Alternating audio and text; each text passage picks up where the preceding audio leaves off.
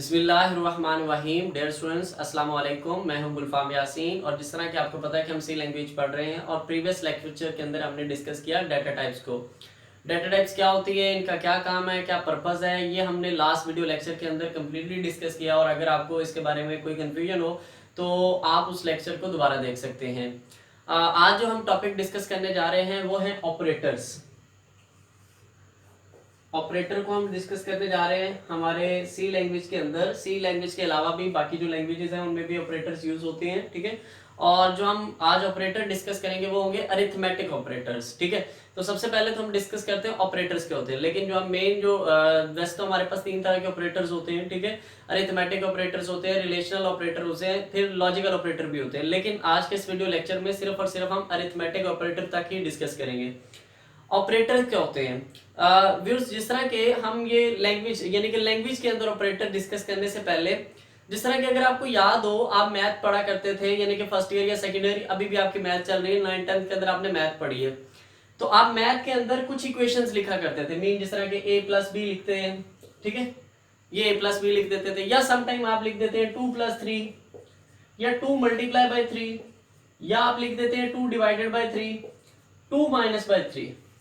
तो यहाँ पे देखें कंप्यूटर, यहाँ पे आप क्या कर रहे हैं, मैथ में कहते थे हम प्लस कर रहे हैं, यहाँ पे प्लस हो रहा है, यहाँ पे मल्टीप्लाई हो रहा है, यहाँ पे डिवाइड हो रहा है, यहाँ पे माइनस हो रहा है। लेकिन यहाँ पे इन टर्म्स ऑफ कंप्यूटर इन्हें क्या बोला जाता है, ऑपरेशंस। क्या यहाँ पे क्या हो रहा है, प्लस का ऑपरेशन हो रहा है। पहले जस्ट आप कहते थे प्लस, ऑपरेशन वर्ड ही बोलते थे, लेकिन कंप्यूटर की टर्म में हम बोलते हैं इसे प्लस का ऑपरेशन है, मल्टीप्लाई का operation, division operation, subtraction operation. अब इन ऑपरेशन को परफॉर्म कर रहा है, कौन को परफॉर्म कर रहा है, यहाँ पे देखिए प्लस का ऑपरेशन है, मल्टीप्लाई, डिवाइड, सब्ट्रैक्शन, कौन परफॉर्म कर रहा है, ये वाले सिंबल्स। मुझे कैसे पता चला कि यहाँ पे सब्ट्रैक्शन ऑपरेशन परफॉर्म होना है, इस सिंबल से। मुझे कैसे पता चला यहाँ पे डिवीजन ऑपरेशन होना है, इस सिंबल से। मुझे कैसे पता चला कि यहाँ पे मल्टीप्लीकेशन ऑपरेशन होना है, इस सिंबल से। तो ये सिंबल्स जिनके जरिए हमें पता चल रहा है कि किस टाइप का ऑपरेशन होना है, इनको एक्चुअली हम क्या कहते हैं, ऑपरेटर्स कहते हैं। पहले आप मैथ के अंदर इनको मतलब जस्ट वैसे लिख दिया करते थे a प्लस बी, लेकिन आपने कभी नहीं, आप जस्ट वैसे कह देते थे a प्लस बी, लेकिन और क्या पूछते थे क्या हो रहा है, आप कहते थे प्लस हो रहा है। लेकिन इन टर्म्स ऑफ कंप्यूटर बताएंगे तो आप कहेंगे प्लस का ऑपरेशन हो रहा है।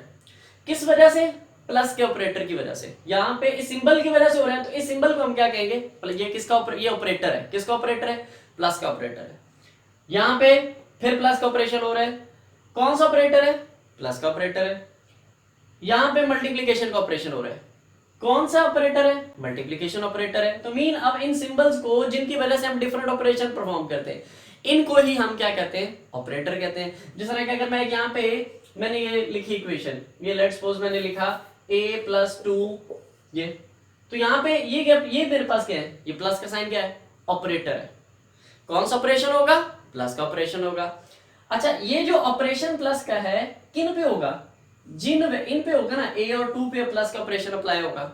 जिन वैल्यूज पे वो ऑपरेशन अप्लाई होगा उनको हम क्या बोलते हैं, ऑपरेंड बोलते हैं। इन वैल्यूज को क्या बोलते हैं, ऑपरेंड। मीन यहाँ पे ऑपरेंड क्या है, a भी ऑपरेंड है, 2 भी ऑपरेंड है, और ये जो प्लस का साइन है ये मेरे पास क्या है, ऑपरेटर है, ठीक है। इसी तरह अगर हमने एक और एग्जांपल लिखे, जिस तरह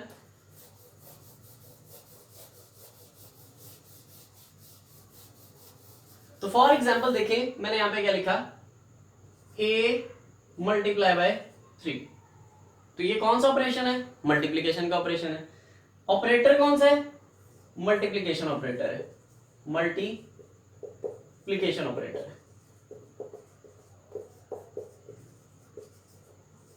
और ऑपरेंड कौन है, ये जिन वैल्यूज पे ऑपरेशन होगा, a और 3 पे ऑपरेशन होगा ना, तो ये a भी और 3 भी, ये दोनों क्या है, ऑपरेंड है। तो मेरा ख्याल अब आपको समझ आ गया होगा ऑपरेटर क्या है और ऑपरेंड क्या है। तो इनका ऑपरेटर का कॉन्सेप्ट समझ आ गया। ये नहीं कोई नई चीज नहीं है, पहले आपके माइंड में होगी यार पता नहीं क्या चीज हम पढ़ने वाले सी लैंग्वेज, नहीं, ये कोई वही चीजें हैं जो कि हम मैथ के अंदर पढ़ के आ रहे हैं, लेकिन जस्ट हमने नाम उनको डिफरेंट दे दिया। मतलब हो सकता है आपने पहले भी नाम सुना हो, लेकिन शायद हो सकता है आपके लिए पहली दफा।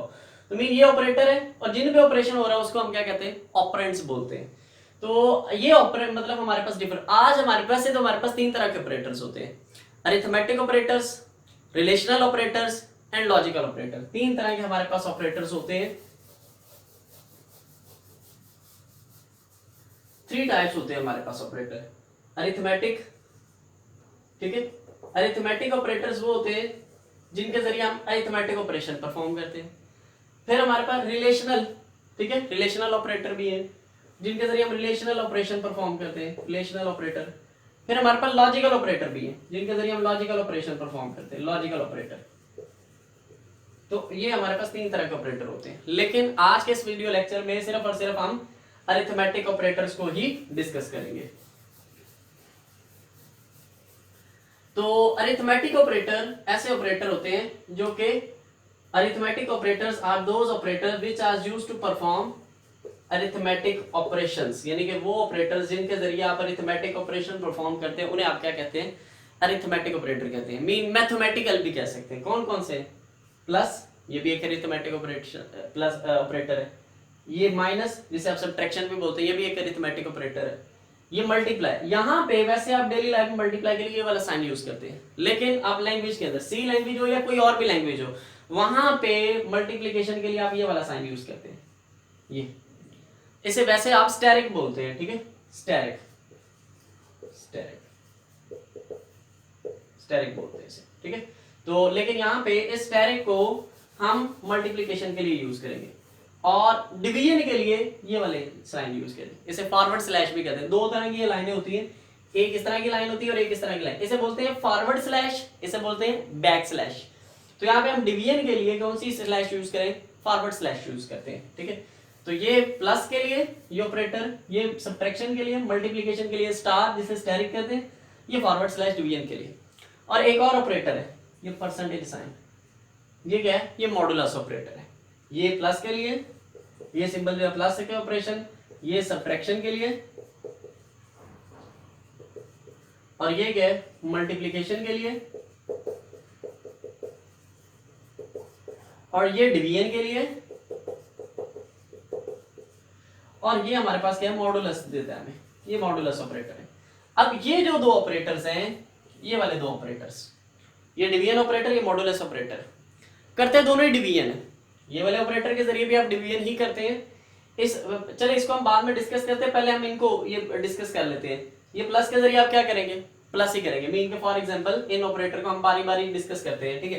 तो जिस तरह के आपको प्लस के जरिए आप क्या करेंगे, आप 2 मतलब आपने वेरिएबल बनाए, उन वेरिएबल की आप वैल्यू को, जिस तरह के मैंने वेरिएबल बनाए, ये ए, इसको वैल्यू ए और बी 2 वैल्यू मैंने वेरिएबल मैंने डिक्लेयर किए, और यहाँ पे ए को वैल्यू असाइन कर दी 2 और बी को हमने वैल्यू असाइन कर दी 3।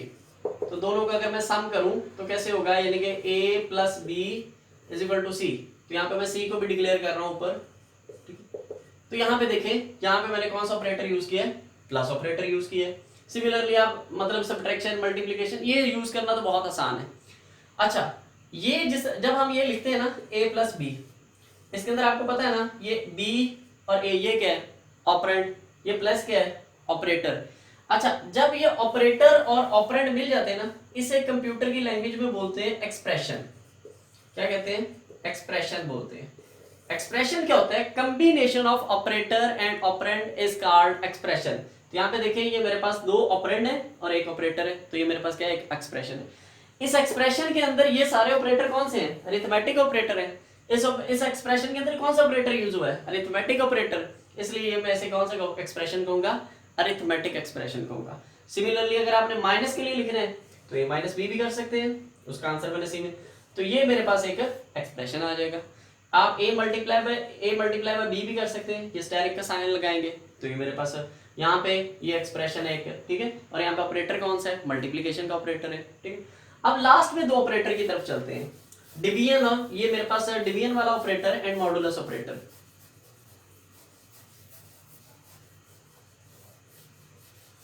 ये 2 ऑपरेटर्स की तरफ चलते हैं। इन दोनों ऑपरेटर का काम सेम है, क्या, डिवीजन परफॉर्म करना, लेकिन थोड़ा सा डिफरेंस है। मीन के अगर फर्ज करें कि मैंने 2 वेरिएबल क्रिएट किए, इनको मैं डिवाइड कर रहा हूँ, मतलब कि 2 वेरिएबल लिए a और b, इनके अंदर मैंने कोई ना कोई वैल्यू इन्हें इनिशियलाइज कर दी है, इनका आंसर जो है वो मैं c में स्टोर कर रहा हूँ। अब यहाँ पे देखें, अगर मैं यहाँ पे ये वाला ऑपरेटर यूज करता हूँ, ये फॉरवर्ड स्लैश, तो ये कौन सा, डिवीजन ऑपरेटर है। ये डिवाइड करेगा, लेकिन डिवाइड करेगा तो कौन सा आंसर देगा, कोशिएंट का आंसर देगा। ये मुझे आंसर देगा कोशिएंट का। और कोशिएंट आपको पता है ना, जिस तरह का लेट्स सपोज मैं 7 और 2 को डिवाइड करूं तो कोशिएंट में क्या आएगा, कोशिएंट में आएगा, मैं अगर 7 और 2 को डिवाइड करूं, 7 यहां पे आ जाएगा 2, 2 3 दा 6, 1 आ जाएगा, पॉइंट लगाएंगे 0 आ जाएगा, 2 5 दा 10। तो ये मेरा, तो ये ऊपर वाला जो आंसर है ये होता है कोशिएंट का। तो जब आप ये फॉरवर्ड स्लैश यूज करेंगे तो आपको डिवाइड होगा, लेकिन कौन सा आंसर मिलेगा, कोशिएंट का। और ये जो पार्ट होता है नीचे वाला पार्ट, ये जो आंसर आता है, अभी यहाँ पे कोई आंसर नहीं था, तो इसे बोलते हैं रिमाइंडर। तो रिमाइंडर का जो आंसर है वो किस ऑपरेटर से मिलेगा, इस ऑपरेटर से। यानी कि अगर मैं क्या कर दूं, मैं अगर यहाँ पे ये वाला ऑपरेटर यूज कर लूं, c इज इक्वल टू, मैं ये इस तरह स्टेटमेंट लिखता हूँ, c is equal to 7 modulus operator divided by 2। तो यहाँ पे अब क्या होगा, अब जब ये डिवाइड होगा, ये देखिए 2 2 3 था 6, ये 1 आ जाएगा नीचे। तो ये मेरे पास क्या है, ये जो आंसर रिमाइंडर का आंसर है, इसे क्या कहते हैं, मॉडुलस। अब जब मैं ये ऑपरेटर मिलूँ तो c के अंदर क्या स्टोर होगा, 1। लेकिन याद रखें मॉडुलस ऑपरेटर आपको कभी भी पॉइंट में आंसर नहीं देगा, ये हमेशा जो है इंटीग्रल वैल्यू देगा, आपको इंटीजर वैल्यू देगा। अब ये जो डिवीजन ऑपरेटर है जो कि फॉरवर्ड स्लैश है, ये आपको इसका आंसर पॉइंट में भी आ सकता है और विदाउट पॉइंट भी आ सकता है। कैसे, इसका जो आंसर है वो डिपेंड करता है एक्सप्रेशन की डाटा टाइप पे। ये देखिए, अगर लेट्स सपोज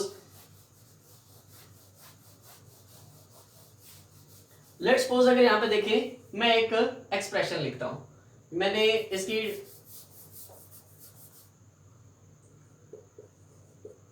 एक मैंने वेरिएबल क्रिएट किया जिसकी डाटा टाइप हमने क्या रखी, सॉरी वेरिएबल का नाम सी है, डाटा टाइप उसकी मैं फ्लोट रख रहा हूं, इसकी डाटा टाइप हमने फ्लोट रख दी। अब क्या है, मैं सी के अंदर क्या स्टोर करवा रहा हूं, 7 ये फॉरवर्ड स्लैश 2। आपको पता है इसका आंसर क्या आएगा, पॉइंट में आएगा, ठीक है, चूंकि 3.5 आएगा इसका आंसर।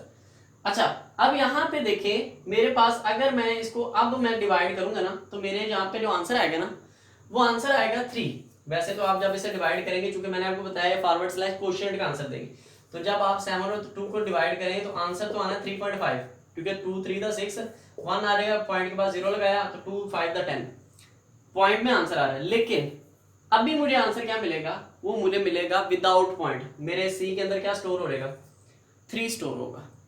ऐसा क्यों होगा, ऐसा इसलिए होगा क्योंकि यहाँ पे मेरे जो दोनों ऑपरेंड है, ये मेरे पास एक एक्सप्रेशन है ना, ये एक एक्सप्रेशन है, 7 और 2 ऑपरेंड है, ये ऑपरेटर है, मेरे दोनों ऑपरेटर इंटीजर है। मैंने यहाँ पे इनके साथ पॉइंट नहीं लगाया, वैसे मैंने इनकी डाटा टाइप मेंशन नहीं की, लेकिन ये बाय डिफॉल्ट ये चूंकि ये भी कांस्टेंट के तौर पर एक्ट कर रहे हैं, तो दोनों इंटीजर हैं, तो लिहाजा मेरा आंसर होगा उसका भी वो भी किस फॉर्म में होगा, इंटीजर की फॉर्म में। तो वैसे यहाँ पे 0.5 आता था, लेकिन चूंकि दोनों मेरे ऑपरेंड इंटीजर थे, इसलिए आंसर भी इंटीजर होगा और इसका 0.5 जो है वो खत्म हो जाएगा ऑटोमेटिकली। लेकिन अगर मैं किस तरह लिखता, अगर हम इसे लिख देते 2.0, अब यहाँ पे देखिए मैं, अब आंसर क्या आएगा इसका, अब इसका आंसर आएगा 3.5। कैसे, दो ऑपरेंड है, एक ऑपरेंड की डाटा टाइप क्या है, इंटीजर, कोई नहीं यानी कि पॉइंट, तो इंटीजर है बाय डिफॉल्ट, ये इसके साथ पॉइंट है, तो ये कौन सी बन जाएगी, फ्लॉट बन जाएगा। अब क्या होगा, अब होता ये कि अब हमारे पास एक एक्सप्रेशन के अंदर डिफरेंट डाटा टाइप वाले ऑपरेंड है। तो जब एक एक्सप्रेशन के अंदर डिफरेंट ऑपरेंड की डिफरेंट डाटा टाइप हो, तो फिर एक्सप्रेशन के आंसर की वो डाटा टाइप होगी जो कि एक ऑपरेंड की बड़ी डाटा टाइप है। दो डाटा टाइप है ना, दो ऑपरेंड है 7b और 2b, इसकी डाटा टाइप क्या है, इंटीजर, इसकी डाटा टाइप क्या है, फ्लॉट। तो फ्लॉट बड़ी डाटा टाइप है क्योंकि फ्लॉट 4 बाइट कंज्यूम कर रहा है ना, ठीक है। इंट छोटी डाटा टाइप है, ठीक है, तो इंट सबसे छोटी डाटा टाइप है, इंट के बाद है लॉन्ग इंट, ठीक है, लॉन्ग इंट के बाद है फ्लॉट, और फ्लॉट के बाद है डबल, फिर लॉन्ग डबल। तो यहां पे देखिए ये इनमें से सबसे छोटी, तो ये जो फ्लॉट है वो बड़ी डाटा टाइप है एज कंपेयर टू इंट, तो इसलिए एक्सप्रेशन का आंसर भी क्या होगा, फ्लोटिंग में। तो तो आंसर पहले भी फ्लोटिंग में रहा था, तो लिहाजा अब आपको आंसर भी फ्लोटिंग में मिल जाएगा।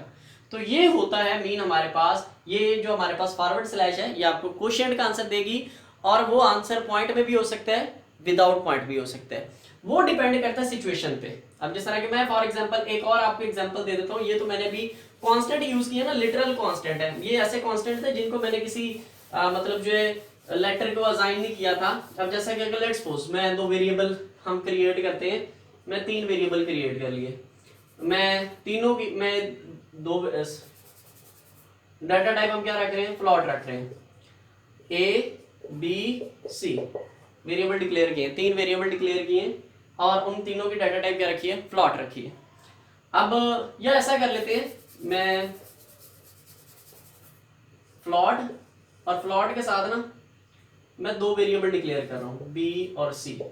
इन दोनों को फ्लॉट बना दिया और एक वेरिएबल अलग से डिक्लेयर किया जिसकी डाटा टाइप क्या रखी, इंटीजर रखी। अब मैं क्या कर रहा हूँ, सी के अंदर आंसर स्टोर कर रहा हूँ, किसका, ए डिवाइडेड बाय बी। सॉरी, इनको पहले हमें वैल्यू असाइन करनी होगी, तो मैं ए बी को वैल्यू हम असाइन कर देते हैं 7 और ए को वैल्यू क्या असाइन कर देते हैं 2। ये वैल्यू असाइन होगी। अब मैं इसका आंसर, तो अब हम क्या कर रहे हैं, ए सॉरी बी डिवाइडेड बाय, चूंकि बी डिवाइडेड बाय ए कर दिया, ठीक हो गया।